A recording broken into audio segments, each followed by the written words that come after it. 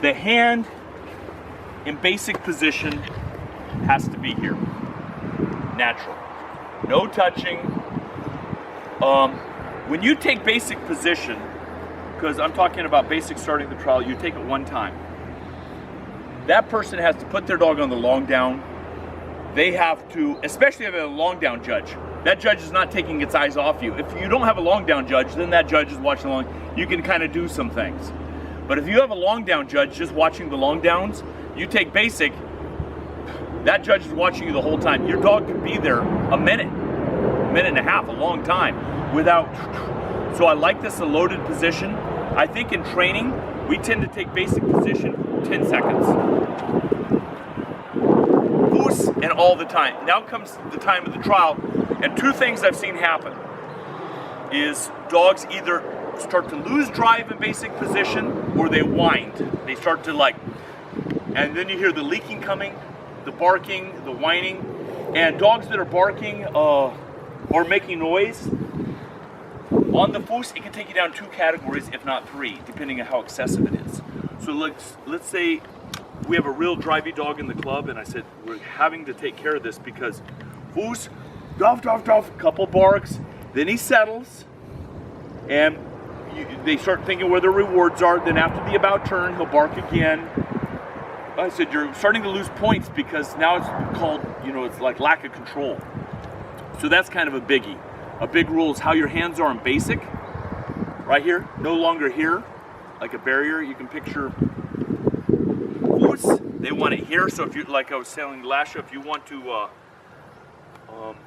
if like my height, I don't have to so much, but if you have a bigger dog and you're shorter, boots, and then the hand can swing out. So you're not smacking your dog in the head. It's the same thing on a finish. It can't be boots. Hands got to be by the side. On all finishes, military positions. Everybody does that, though, right? It's by the side. And what are the other big changes? Well, that's just on the foots. The next thing is the sit and plots. We already went over that. It's a 5-point exercise because there's not the recall at front finish on the sit. Only in the 3. Are they leaving it a 5-point exercise for the 1 and 2? On the 1, I think it's 10. But on the 2, it's 5. It's still 5. And on the stand, the walking stand, I believe it's 5. Wait, no, it's 10 points on the 2, and it's 5 points instead of 10 on the 2 for the walking stand. But the 3, everything, it's going to be 5 points on the sit. Everything is broken down into the 2 parts, and I'm talking the 3 routine right now. It's 5 for the buildup and execution of the plots, and 5 points for the recall front and finish. The next rule is on the 1, they're taking the wall out of the equation with the dumbbell. So you will have your dog sit on one side. It's a 2-part exercise now, right?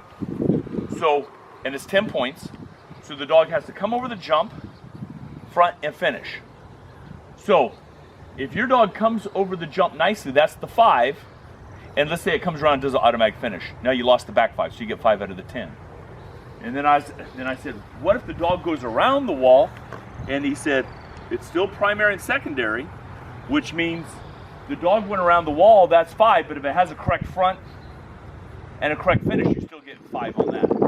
That's on the 1. And that's without the dumbbell. With no dumbbell. No dumbbell on the wall. There's no dumbbell on the wall. For the 1? Yeah, for the 1. It's going to be just, they sit on A one dumbbell side. on the jump. Yeah. The dumbbell will be on the flat and the jump. That will be the same. Let me get my phone out and look at the other rules.